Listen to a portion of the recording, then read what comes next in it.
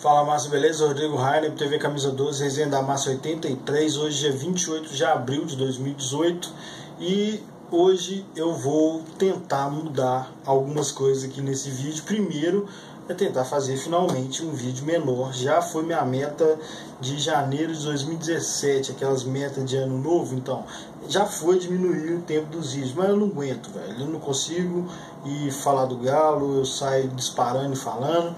Além de tudo, eu não edito e tenho pouco roteiro. Normalmente eu vou lembrando aqui de tudo que eu discuti durante a semana e vou falando aqui o que eu mais quero falar, né? O que eu quero deixar mais registrado. Já falei isso, que eu roubei essa ideia do Fael, que é tratar isso aqui como um histórico, um diário de bordo, né? Então o Resenha da Massa vai ser para eu usar quando eu tiver que mudar de ideia, quando eu quiser confirmar um raciocínio meu, quando eu quiser confirmar que alguma opinião minha não é nova, e para vocês também fazerem a mesma coisa, que já jogar na minha cara que eu falei uma coisa ano passado e estou falando outra agora, fique à vontade, mas eu tenho que tentar dar uma melhorada nesse tempo aí, principalmente os dois últimos vídeos foram enormes.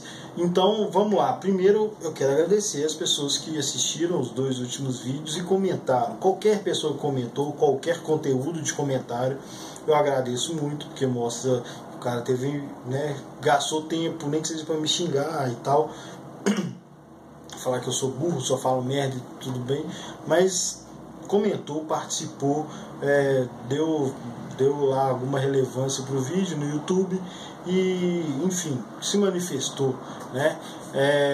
Quem concorda comigo por ter o trabalho de ir lá e confirmar, falar, eu também penso isso, só acho que tal, tem uma ressalva, isso é muito foda.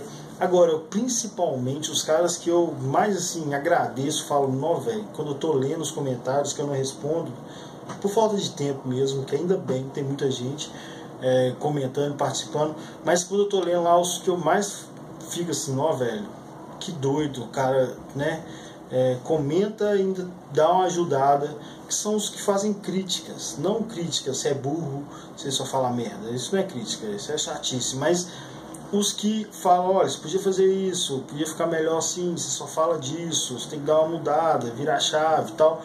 Isso pra mim é muito legal. Então agradeço principalmente esses caras e vou tentar dar uma mudada.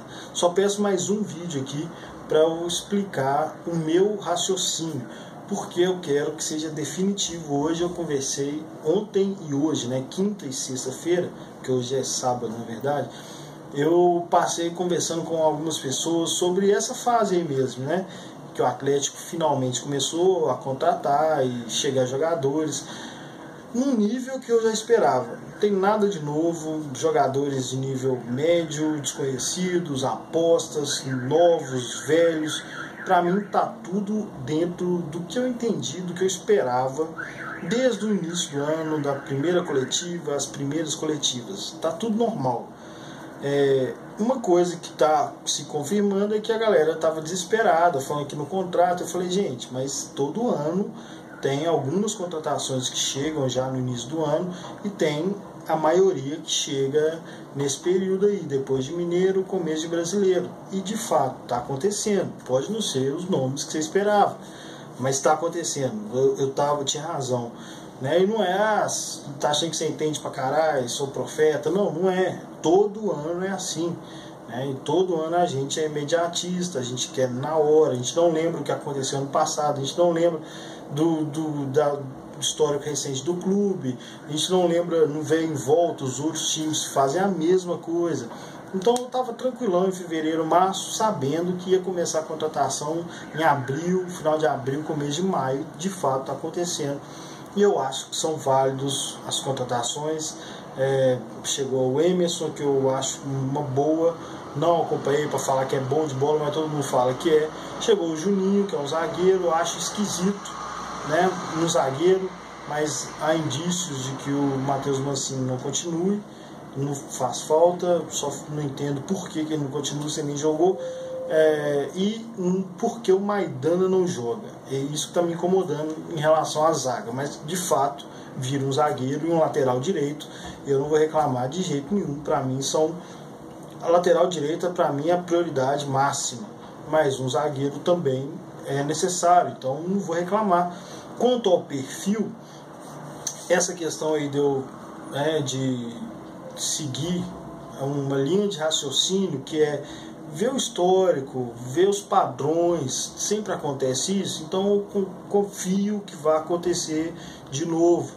Sempre acontece quando um time faz isso, normalmente acontece tal coisa, então se o Galo fizer, eu vou esperar que aconteça com o Galo. São padrões, são coisas que se repetem, né? E quando fala desse negócio de contratação, jogador renegado, jogador refúgio, não tem como eu não lembrar. Você pode não lembrar, apagar da sua memória, ou não querer lembrar para reclamar desses que estão chegando, mas eu não tenho como não lembrar do time de 2013, que estava comemorando a Libertadores e desabafando com a imprensa que os tratava como renegados. Ronaldinho Gaúcho, Jô, Tardelli, vários. E por falar de Léo Silva, também foi quando chegou, né? Até o próprio Maluf, né? Eu sempre falo isso, muito criticado no início do trabalho dele. E agora eu não vou fazer a mesma coisa que esses caras. Beleza, não conheço o Juninho, conheço do Curitiba, nem do Palmeiras vi jogar direito. Não conheço o Galdesani, não conheço o Emerson, mas não vou queimar os caras, vou esperar, eu sempre espero, né? Uma das grandes diferenças minha para vários amigos meus e gente com quem eu converso é que eu espero, eu não tiro conclusão precipitada. Eu não posso falar mal de uma diretoria que está em abril, trabalhando em abril. Não vou falar mal, não tem motivo. Sobre a diretoria especificamente, teve gente que já avisou antes, teve gente que já acompanhava o trabalho do Galo, já não gostava do trabalho dele, ou dele como pessoa, tem também. E eu respeito. Eu não tenho nada histórico dele, a não ser a fase dele como jogador. Então eu estou analisando o que ele está fazendo no Atlético como diretor de futebol. Para mim não tem nada a ver a carreira dele como treinador, não tem nada a ver. São coisas totalmente diferentes. Diretor de futebol é mercado, é negociação, é contato, é um monte de coisa totalmente diferente de ser treinador. É envolvido com futebol, mas assim, a única ligação que tem, a única competência em comum é dar uma notada no jogador, ver se ele é bom para isso, ver se ele tem capacidade para crescer, para melhorar. O treinador e diretor de futebol tem que ter essa competência. O resto, para mim, são coisas completamente diferentes. Eu não vou falar que os Sete Câmara e o Galo são uma diretoria ruim, nem ótima, em 4 meses de trabalho, né? Não tem condição. E tendo passado só por um mineiro cheio de dificuldades, algumas com as quais eu concordei, inclusive, como jogar com o time reserva, perder jogo no Mineiro para testar jogador. Eu sempre concordei com isso, continuo concordando, não posso julgá-los por isso, né? Mas dentre essas conversas que eu tive essa semana, eu queria concluir essa parada assim, do que eu penso para o Atlético como clube e planejamento. Eu quero voltar logo a falar sobre cada jogo, depois do jogo comentar o jogo, ir lá na live comentar, vir aqui falar com mais detalhe sobre jogador, sobre postura, sobre tal. E eu não tenho feito isso há muito tempo, porque o tempo todo eu tenho comentado sobre diretoria, sobre contratações, sobre o plano do Atlético para 2018, e eu quero que isso seja conclusivo. Bom, eu sou bastante curioso. Não sou um pesquisador, um cara entendedor, não. Eu só sou curioso. Se alguma coisa que eu não saiba, eu não sossego enquanto eu não fico sabendo. E isso acontece com várias histórias do Atlético. Às vezes alguém vem e conta um caso que eu não lembro, aí eu vou lá e vou pesquisar. Eu não vou ficar sem saber. Mas várias coisas eu lembro. E aí, essa semana, por exemplo, alguém falou comigo sobre como seria legal ver as primeiras entrevistas do Calil como presidente do Galo. Eu falei, nossa, que ideia legal mesmo. Fui lá, passei 2 dias vendo todos os primeiros vídeos do Calil na TV Galo. Antigamente era um quadro, né? Era um vídeo, uma playlist lá, era a palavra do presidente, vai ter que pegar e rolar até o finalzinho, quer dizer, o começo da TV Galo, que foi em 2007, chegar até 2009, você vai ver lá algumas entrevistas do Ziza, a primeira do Calil e as primeiras daí em diante, né? Então, a diferença entre o Calil começando e o Sete Câmara é a personalidade. O Calil é eloquente, o Calil fala, passa mais segurança, o Sete Câmara é mais puto, mais nervosinho, mas é mais confuso também. E o Calil já tinha muito mais experiência com torcida do Galo do que o Sete Câmara, é óbvio. Mas o Sete Câmara abre precedente, é mal interpretado de propósito em alguns casos, aí não é culpa dele, mas em outros casos ele deixa ali uma coisa em dúvida que abre para interpretação, né, má interpretação, enfim. E o Calil não, o Calil era direto, então o Calil sempre falou, tinha que resolver um monte de coisa primeiro, não dava para pensar em time. E depois, quando ele começou a fazer em time e dá errado, ele falou, mas vocês receberam no aeroporto e agora estão reclamando comigo, o que vocês querem, né? Sempre falou que não mexia com futebol, do mesmo jeito que o Sete Câmara fala, ele falava isso. Quando a entrevista de apresentação do Maluf, ele explica isso, ele fala, futebol é com o Maluf exatamente igual o Sete Câmara fez. Eu não entendo por que a galera não tem essa curiosidade, eu tenho, muita. Outra coisa que é lição que a gente aprende, né, é a mesma coisa dos jogadores, aí, quando chegam eu não consigo mais criticar de cara, sem esperar, porque eu fiz isso com o Tardelli, já falei, né, quando veio o Tardelli eu falei, você é louco, o cara é reserva do Obina.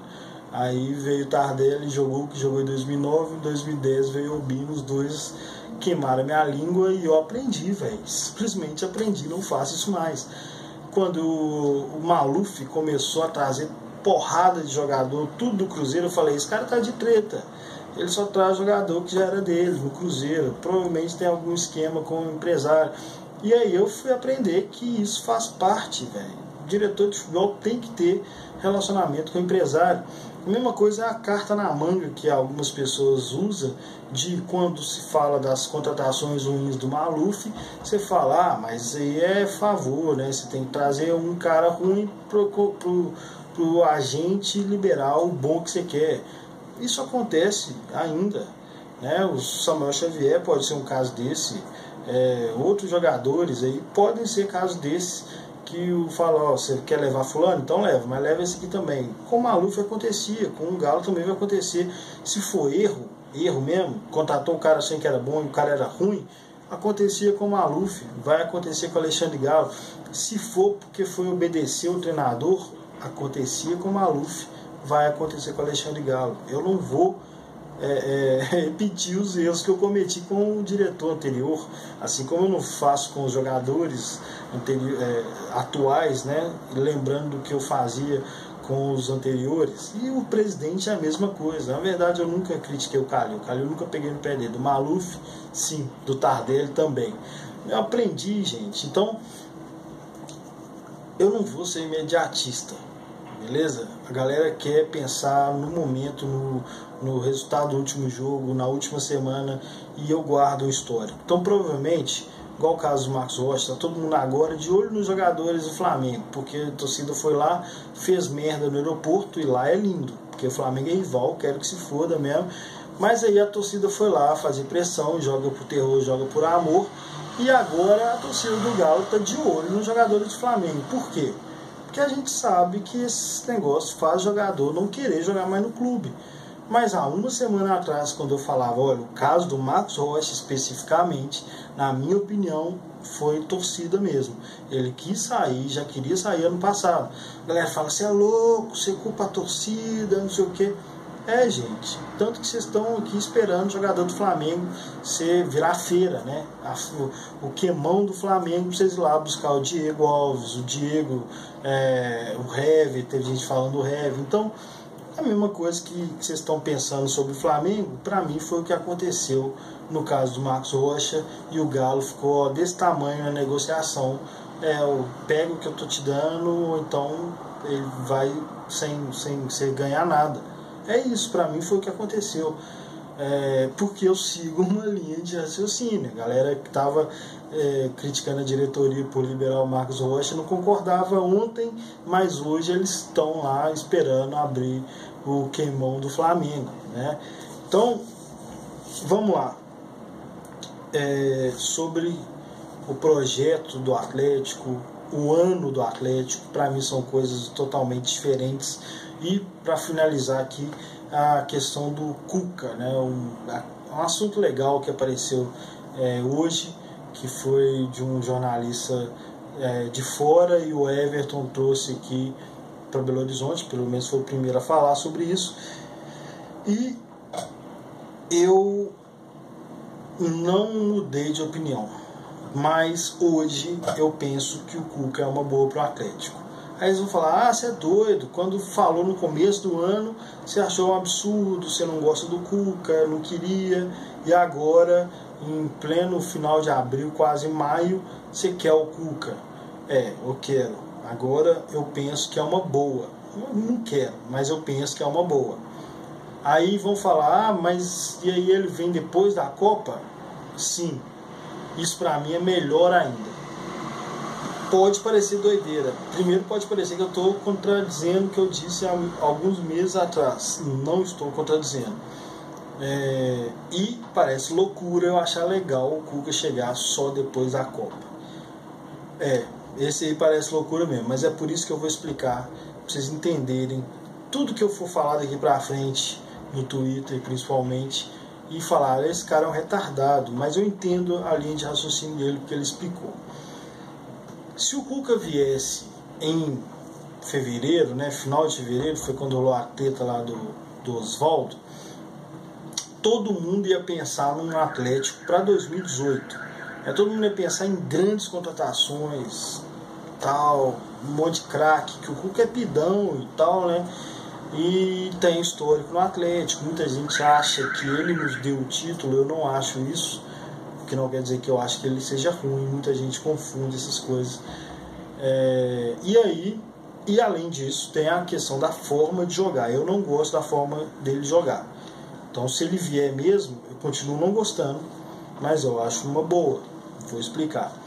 Então, principalmente pelo que a expectativa que ia gerar, eu não queria ele para 2018, né, pensando lá no começo do ano, porque o Atlético já estava prometido que não traria grandes contratações, já estava definido que o Atlético ia trabalhar com escambo, e aí traz um treinador que custa 1 milhão, que vai pedir jogadores caros, e aí a torcida ia ficar no pé da diretoria e provavelmente não ia ter sossego. E aí teria duas opções: ou mantenha o planejamento de austeridade, de gastar menos e tal, e não tem sossego para trabalhar, né? O time não ia ter sossego para jogar, ou cede à pressão da torcida, faz as contratações que o Cuca pede em entrevista e continua endividando o Atlético, interrompe aí a parte da economia financeira. De qualquer jeito seria ruim, ao meu ver. O Cuca vindo agora, principalmente depois da Copa, na minha opinião, deixa claro que o Atlético está, aquele ditado, né, que é trocar o pneu com o carro andando. Então, para mim, isso fica muito claro. O Atlético está fazendo um projeto a longo prazo, enquanto o time funciona aqui. O time 2018 tem que funcionar, não pode cair, tem que tentar classificar na Copa do Brasil, tentar classificar na Sul-Americana, tem que manter o trabalho funcionando aqui. Enquanto isso eu estou pensando lá na frente. E aí, vocês vão entender por que eu acho que o Cuca é uma boa, vindo depois da Copa.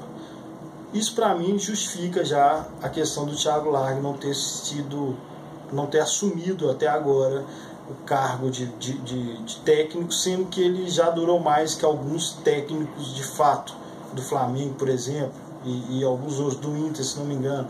O Thiago Largue já durou mais que esses caras, mas não foi nomeado treinador do Atlético hora nenhuma. Faz muito sentido vir o Cuca ou outro treinador qualquer. Por isso, para mim, já faz sentido.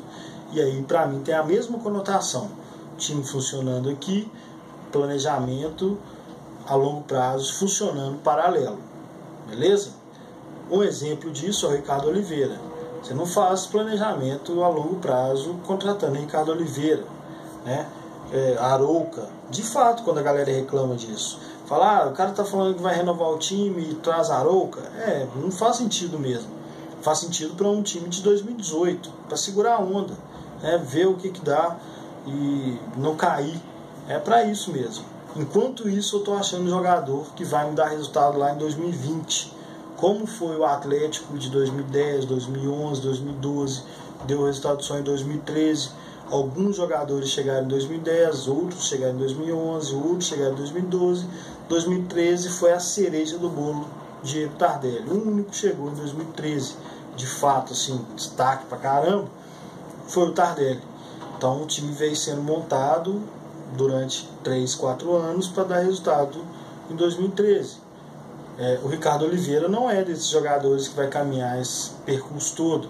Talvez ele salve 2018, também ajude bastante 2019, mas para o time ser campeão em 2020 já vai ser o outro jogador atacante de destaque, talvez em situação financeira melhor, talvez o Alejandro, né? É isso, são 2 projetos funcionando em paralelo. Trocar de técnico, né? Eu sou sempre contra troca de técnico, mas no caso do Thiago Largue, para mim, mostra que se vier um treinador, mostra que essa interinidade longa era planejada, então já estava previsto, né? O que eu penso sobre o Cuca? Eu penso que ele pode ter evoluído, porque o time do Palmeiras, campeão de 2016, foi a melhor defesa, teve a melhor defesa. Para mim é um padrão dos campeões ter a melhor defesa. 80% dos campeões tem a melhor defesa, não necessariamente nem 40% tem o melhor ataque. Então, para mim, se tem uma fórmula, ela está muito mais próxima de quem tem a melhor defesa do que os melhores ataques. Ele continua sendo caro, que aí eu não sei como ele virá, né? Se pelo valor que falava aí, 1 milhão e pouco, já acho caríssimo. Mas o perfil de contratação de quem chega no meio do ano, estando claro que é um processo longo, é bem diferente de quem chega em janeiro querendo mostrar resultado em 2018. Vocês concordam? Quem chega em janeiro vai querer o time para 2018. Quem chega em julho ou junho está querendo montar um time para 2019. Aí o Cuca é bom pra caramba. Aí ele é foda para achar jogador, e não necessariamente jogadores caros. Pode ser jogador no perfil que o Atlético pode pagar. Por isso eu vejo com bons olhos a vinda do Cuca exatamente nessas condições, no meio do ano depois da Copa. Porque a questão não é se o Cuca é bom ou ruim. Eu não gosto do estilo de jogo dele, mas o Thiago Largue pode auxiliá-lo.